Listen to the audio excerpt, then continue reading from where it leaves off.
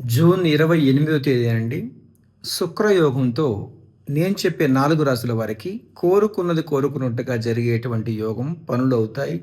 ఆర్థికంగా ఎదుగుతారు. చేస్తున్న వృత్తిలో సక్సెస్ ఖచ్చితంగా ఉంటుంది.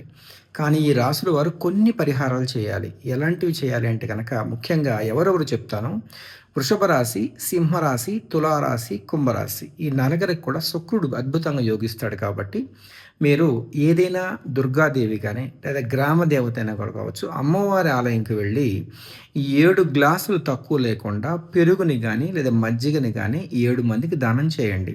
తప్పకుండా మార్పులు స్టార్ట్ అవుతాయి. మీరు చాలా ఈతి బాధల్లో, కష్టాల్లో, నష్టాల్లో ఉన్నా కూడా ఒక మార్గం కనిపిస్తుంది.